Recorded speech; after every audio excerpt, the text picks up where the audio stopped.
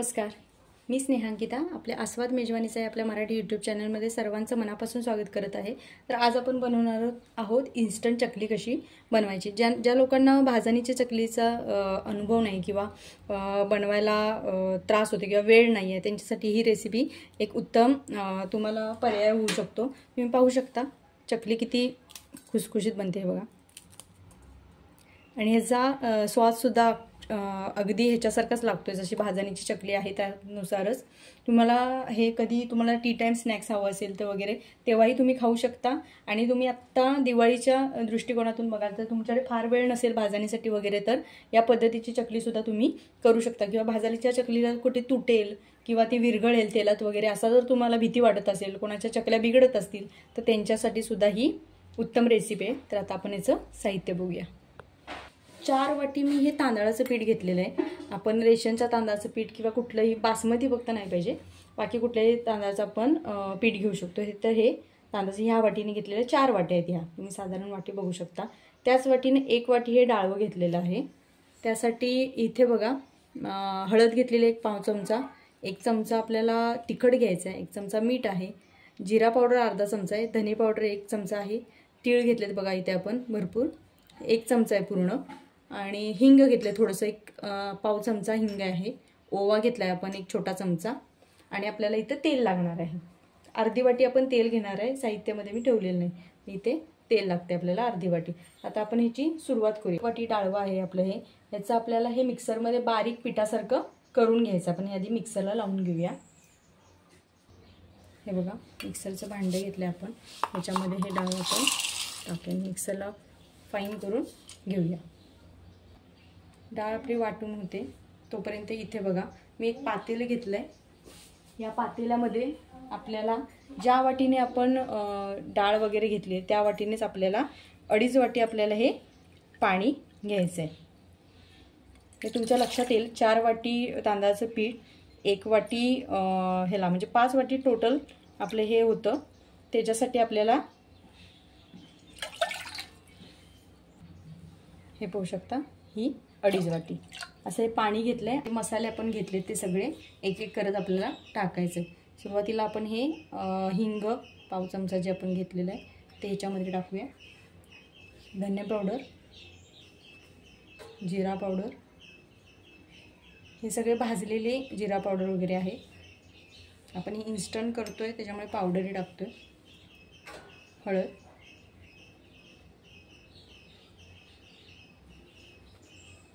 तिखट, मीठ घेतलं आपण 1 चमचा, ओवा टाकतोय बघा ह्याच्यातच टाकतोय आपण ओवा, आणि हे तीळ थोडेसे मी ठेवते जेणेकरून ते वरती राहतील। आणि हे पाणी आपल्याला आता तापवायला ठेवायचं आहे, उकळायला मी ठेवते तोपर्यंत आपण पीठ चाळून घेऊया। इथे बघा आपण हे पाणी सगळं उकळायला ठेवलंय। आपल्याला 1 उकळी आणायची आहे फक्त व्यवस्थित, जास्त उकळत बसायचं नाही आपल्याला, हे आटवत बसायचं नाही, फक्त उकळी आणून द्यायची। इथे बघा मी चाळण घेतले, आपण ते पाणी आपलं उकळतोय तोपर्यंत पीठ आपलं चाळून घेऊया। इथे बघा हे संपूर्ण तांदळाचं पीठ मी जे 4 वाटी घेतलंय त्याच्यामध्ये घेते, असं आपल्याला चाळून घ्यायचं जेणेकरून त्याच्यामध्ये जर काही गुठळ्या असतील किंवा कोणती जाड भरडा वगैरे असेल ते ह्याच्यामध्ये तुम्ही पाहू शकता ह्याच्यामध्ये अडकले आपले। आता आपण जी वाटलेली डाळ आहे ती ह्याच्यामध्ये घेऊया। ही बघा आपण जी 1 कप डाळ घेतलेली होती ती ह्याच्यामध्ये बारीक करून घेतले, ती पण आपल्याला ह्याच्यामध्ये चाळून घ्यायची।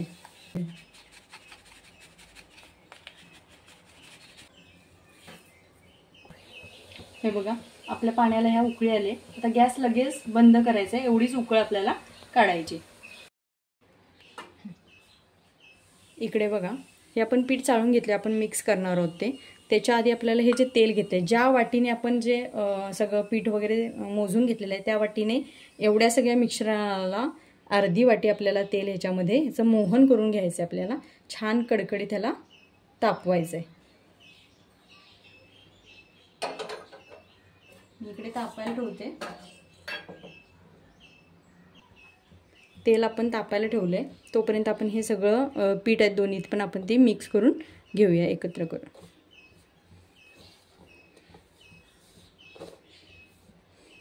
तेल बघा आपण कडकडीत तापून घेतलं. आता तेल आपलं कडकडीत कसं तापलं आहे ओळखायचं कसं, त्यातलं चिमूटभर पीठ घ्यायचं आणि ह्याच्यावर असं टाकायचं. असे बुडबुडे आले की समजायचं आपलं कडकडीत तेल तापलेलं आहे. आता आपल्याला हे मोहन आहे सगळ्या पिठावर व्यवस्थित टाकून घ्यायचं आहे.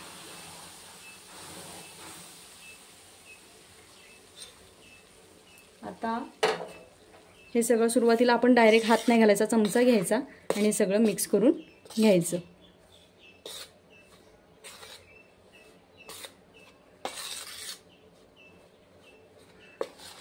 चमच्याच्या साह्याने आधी मिक्स करून घेतलं. आता आपल्याला हे सगळं व्यवस्थित ह्याला चोळून घ्यायचं आहे. तेल पूर्ण पिठाला हे लागलं पाहिजे, कुठे असं राहता कामा नये. जितकं त्याचं मोहन व्यवस्थित लागेल तेवढ्या आपल्याला चकल्या ह्या खुसखुशीत होणार आहे. आता आपलं तेल ह्याला व्यवस्थित लागले काही कसं ओळखायचं, अशी पिठाची मूठ घ्यायची आणि असं पाहायचं. अशी जर मूठ तुमची झाली ना तर तुमचं मोहन हे या पिठाला व्यवस्थित लागले असं समजून जायचं. आपण हे पाहू शकता तुम्ही. आता आपल्याला काय करायचं आहे, ह्याच्यामध्ये आपण जे गरम केलेलं पाणी आहे आपलं सगळं मसाले घालून ते ह्याच्यामध्ये मिक्स करायचं. हे बघा असं हलवून घ्यायचं आणि हे सुद्धा आपल्याला ह्याच्यामध्ये हळूहळू टाकायचं आहे. यातलं अर्ध आधी टाका, थोडंसं ठेवून द्या, थोडं मिक्स झाल्यानंतर हे परत आपण टाकू.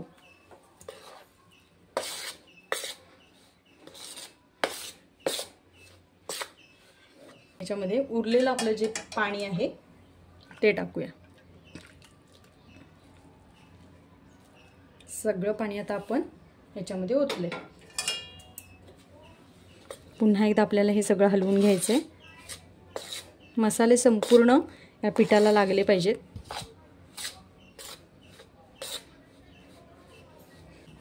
आता तुम्ही ह्याच्यामध्ये हात घालू शकता. व्यवस्थित ह्या गुठळ्या आपल्याला व्यवस्थित मोडून घ्यायचं जेणेकरून ते जास्त उगलं नाही जाणार आहे. कारण आपल्याला हे 15 ते 20 मिनटं अजून हे झाकून ठेवायचं आहे आपल्याला, अर्धा तास फार फार तर. त्याच्यानंतर आपण हे चकल्या करायला घेणार आहोत. आपण हे सगळं पीठ असं एका परातभर असं हे करायचं आणि असं दडपून ठेवायचं आहे आपल्याला. पीठ असं छान दडपायचं. त्याच्यावर एवढं बसेल इतकं झाकण ठेवायचं. मी असे झाकण ठेवत आहे. थोडंसं छोटं पडतं आहे पण ठीक आहे, एवढं झाकण मी दाबून ठेवते. हे आपल्याला 20 मिनटं किंवा अर्धा तास आपल्याला हे ठेवून द्यायचं आहे. अर्धा तासानंतर आपण हे पीठ मळायला घेऊया. 20 ते 25 मिनटं झालेत. आपण उघडून पाहतोय. हे बघा ह्याच्यावर जे पाणी दिसते याचा अर्थ आपलं पीठ चांगलं वाफलं गेलेलं आहे. आता आपण काय करायचं आहे, ह्यातला हाफ पोर्शन आधी आपण मळून घेऊया. हाफच घ्यायचं आहे, अजून थोडंफार गरम आहे ते. एका ताटामध्ये आपण ह्याच काढून घेऊ. हे बघा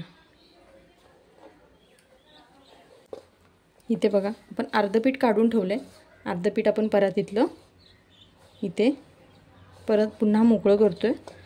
पाहू शकता तुम्ही. आणि चांगलं मिक्स करून घ्यायचं जेणेकरून मसाला जर कुठे लागला नसेल आपलं मगाशी जे पाणी ओतलं ते एकदा पुन्हा एकदा ह्याला लागेल. आता आपल्याला काय करायचं आहे, थंड पाणी घेतलं मी, तर गरम पाणी घेतलेलं नाही कारण अजून पीठ आपलं तसं व्यवस्थित गरम आहे.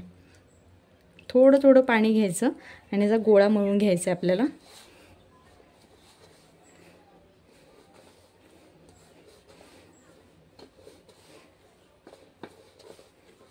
जास्त आपल्याला पातळ पण करायचं नाही गोळा आणि घट्टसुद्धा करायचं नाही, व्यवस्थित होईल असा करायचा. पातळ केला तर चकल्या कुठेतरी ह्या मोडू शकतात किंवा तेलात विरघळू शकतात. त्याच्यामुळे व्यवस्थित मळायचा गोळा आपण.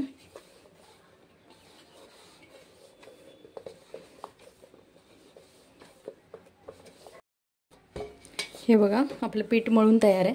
आता हा आपला गोळा आपण एक साच्यामध्ये आपल्या चकलीच्या बसेल एवढा आपण पुन्हा मळून घेतला आहे. असं चांगला व्यवस्थित मळून घ्यायचा.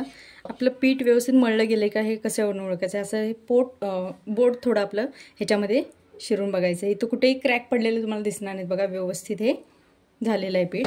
अशा पद्धतीने आपल्याला साच्यामध्ये हे भरून घेऊ आपण. या पद्धतीचा साचा घेतला आहे आपण चकलीचा. तुमच्याकडे जे स्टीलचे वगैरे असले तरी चालेल. ह्या साच्याला पहिला आपण तेल थोडंसं लावून घेऊया. थोडंसं लावून घ्यायचं जेणेकरून ते आत कुठे चिकटणार नाही किंवा चकली वगैरे व्यवस्थित येईल. असं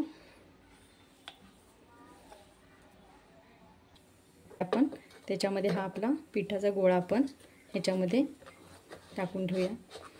थोडंसं पीठ आपल्याला लागेल अजून. थोडंसं मळून घेते मी जेणेकरून तो साचा पूर्ण भरला जाईल. व्यवस्थित पीठ मळायचं.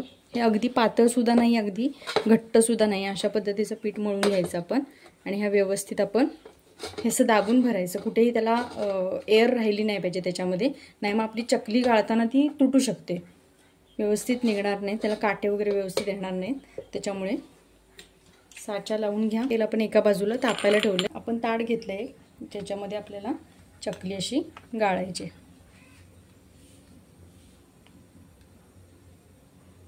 हे व्यवस्थित त्याची अशी कडा लावून घ्यायचं. जशी आपण चकली पाडतो चकली पाडायची.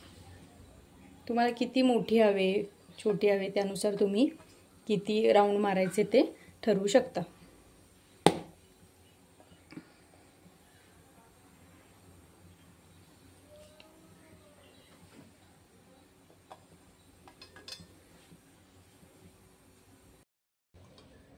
इथे आपण तेल तापायला ठेवलं आहे कढईमध्ये.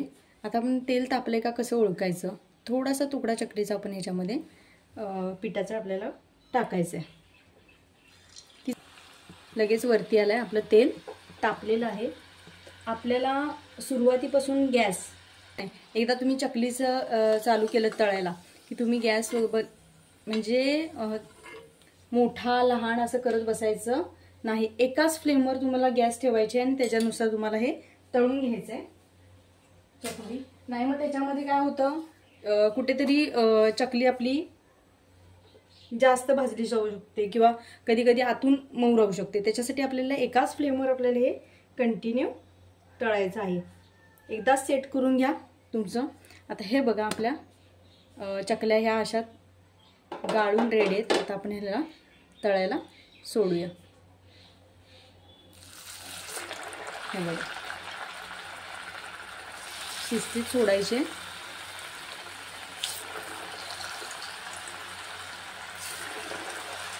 कढईत जेवढ्या बसतील तेवढ्याच हे करायचं आपल्याला. या बाजूला आपली चकली एक राहिली ती खाली सोडून घेऊया. 1-2 मिनटं आपल्याला हे व्यवस्थित तसंच ठेवून देऊया आधी. त्याच्यानंतर आपण हे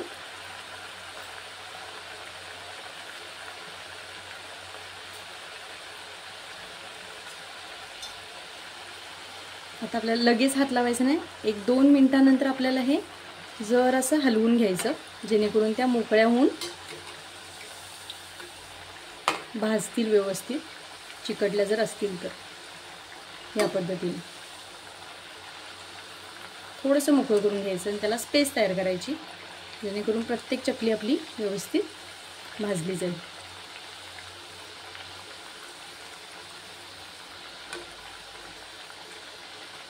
साधारण आपली जर अशी कडक अशी झारायला लागली, आपल्याला वाटली की ही सॉफ्ट नाही राहिली तर आपण ते आता पलटू शकतो.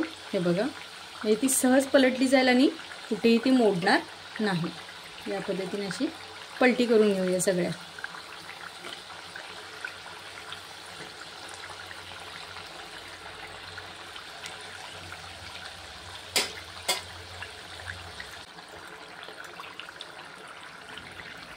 चकली हे आपले बुडबुडे जे येत आहेत ते यायचे थांबले की आपण चकली भाजली असं समजायचं आणि आपण हे काढून घ्यायचं.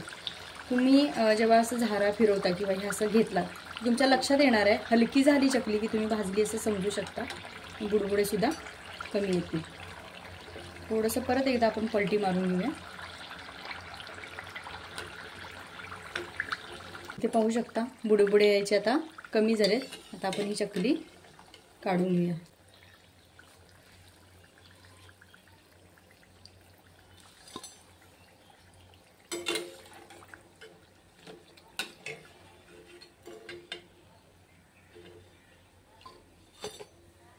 एक बॅच झाली आपली. आपण दुसरी बॅच आपण तळून घेणार आहोत.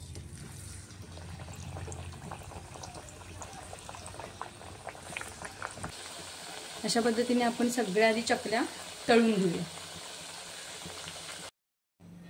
इथे बघा आपली शेवटची बॅच सुद्धा तळून तयार आहे. अर्ध्या पिठाचं आपण ही चकल्या करून पाहिल्यात.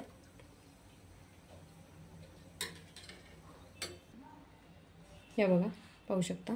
आपण आता या काढून घेऊया. त्याचं प्लेटिंग करून दाखवू.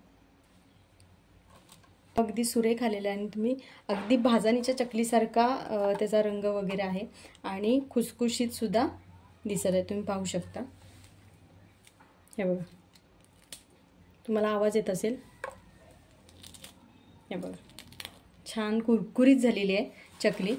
तर ही तुम्ही नक्की ट्राय करून बघा. तर आजची ही रेसिपी तुम्हाला कशी वाटली नक्की कमेंट करून सांगा. आवडली तर लाईक करा, शेअर करा आणि आपल्या चॅनलला सबस्क्राईब करायला विसरू नका. बेल आयकॉन नक्की दाबा जेणेकरून रेसिपी अपलोड झाली की त्याचं नोटिफिकेशन सर्वप्रथम तुम्हाला तुमच्या मोबाईलला मिळेल. तर पुन्हा भेटूया अशीच एक नवीन रेसिपी घेऊन. तोपर्यंत नमस्कार.